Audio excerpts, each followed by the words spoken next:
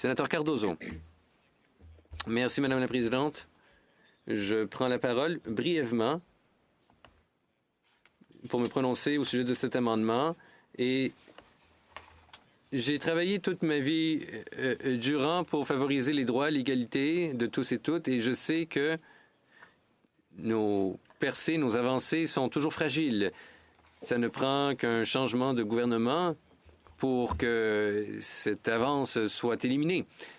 Le plus important, selon moi, c'est que nous créons un consensus social quant à la lutte contre la haine. J'aimerais remercier le ministre de la Justice d'avoir déposé ce projet de loi. Je pense que c'est un projet de loi qu'on attendait depuis longtemps, qui était tout à fait nécessaire. Je remercie mon collègue d'avoir été son parrain. J'aimerais aussi remercier la sénatrice Senior et tous les membres de son comité pour le rôle qu'ils ont joué. Je dois dire que j'appuie fermement ce projet de loi. C'est un projet de loi dont on a besoin depuis longtemps. Il y a une partie, par contre, que je tiens à aborder. Ça permet l'abrogation de l'article 319 du Code criminel. Voilà qui a créé la controverse. Alors, permettez-moi là de passer en revue étape par étape ce qui s'est passé.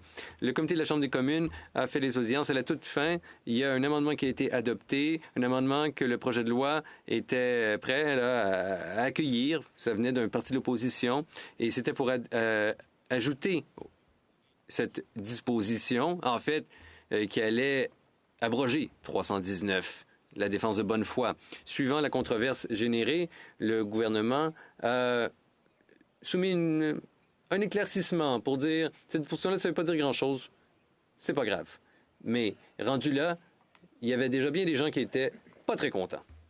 Alors, j'ai posé la question, pourquoi avoir une disposition puis ensuite l'éclaircir pour ensuite se faire dire, ben, écoutez, faites-vous-en pas, c'est pas grave. Pourquoi pas juste abroger la disposition mise en cause a priori?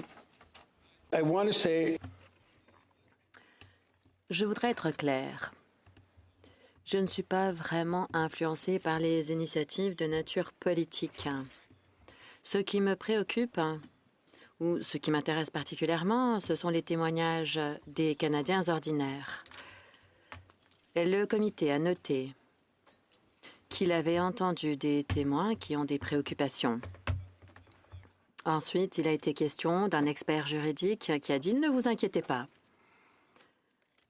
Avec le respect que je dois au comité et avec tout le respect que je dois au gouvernement, ce qu'on nous dit, c'est que on a entendu des milliers et des milliers de Canadiens qui ont des préoccupations par rapport à cette disposition.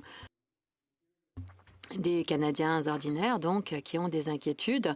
OK, mais écoutez les experts qui répondent « Vos inquiétudes ne sont pas fondées ». Je ne pense pas qu'on devrait procéder ainsi. Les Canadiens se sont exprimés et on leur dit « Vous n'avez pas compris ?» Dans le rapport, on dit que le gouvernement doit avoir ou s'engager de façon clairement et doit expliquer la question au profit de la population. Alors, en deux mots, les experts comprennent la question. Après, il y a des milliers de Canadiens qui ne comprennent pas de quoi il s'agit. Alors, on dit au gouvernement, expliquez la situation à ces milliers de Canadiens qui ne semblent pas comprendre. Et à un moment donné, ces Canadiens vont avoir le même niveau de compétence que nous et ils vont comprendre que les experts ont raison. Désolée, je ne voudrais pas être trop dramatique. Mon objectif, c'est d'avoir un consensus par rapport à la prévalence des crimes haineux. Il faut qu'on identifie ceux qui véhiculent la haine. Voilà ce qu'on devrait faire collectivement.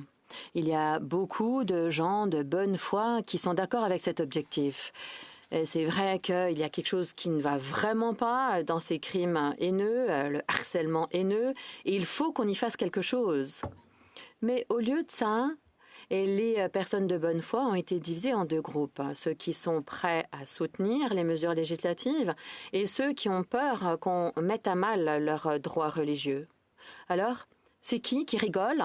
Eh bien, ce sont les acteurs de propagande et de propos haineux parce qu'ils voient que les autres sont divisés. Voici ce que je voudrais vous dire, chers collègues.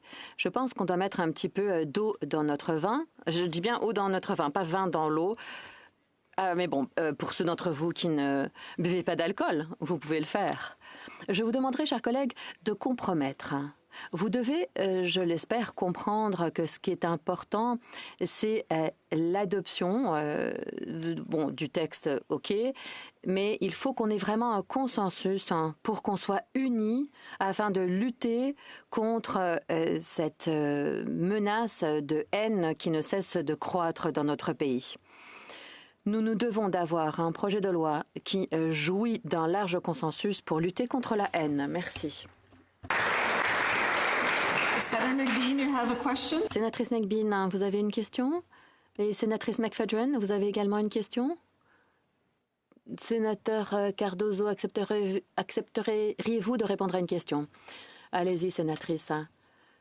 En fait, j'aurais voulu poser ma question à la sénatrice Martin, mais je vais vous la poser. Dans l'amendement, on propose de retirer si la haine n'est pas promue de façon délibérée. Dans l'amendement, on remplace les lignes 25 à 27, donc on retire le libellé. Et moi, je me demande si, ce faisant, on n'ouvre pas de porte. Et j'aimerais savoir quel est l'objectif qui est visé. Sénateur Cardozo, si on pouvait revenir en arrière, j'aurais effectivement préféré que vous posiez cette question à la sénatrice Martin.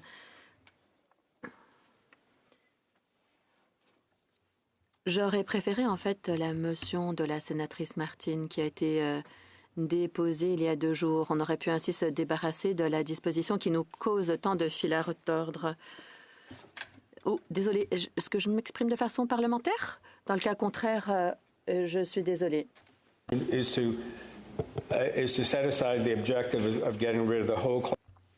Alors, à part cette possibilité de se débarrasser de la disposition dans sa totalité, il faut dire que la défense de bonne foi a toujours cours. Avez-vous une question? Est-ce que le sénateur Cardozo serait prêt à répondre à une question? Sénatrice Martin, seriez-vous d'accord pour dire que la raison pour laquelle le libellé de la disposition pour plus de clarté est circulaire, parce que quand on définit ce qui ne constitue pas les propos haineux, on répète la même chose. Les communications ne sont pas la promotion de la haine s'il n'y a pas promotion de la haine. Donc, ça ne donne pas de directive pour les forces policières ou pour les Canadiens ou les procureurs. Alors, mon amendement permet de rectifier cette caractéristique circulaire du libellé. Est-ce que vous êtes d'accord avec moi, sénateur Cardozo? Sénatrice Martin, je suis d'accord. Vous m'avez demandé si j'étais d'accord et je vous dis que oui.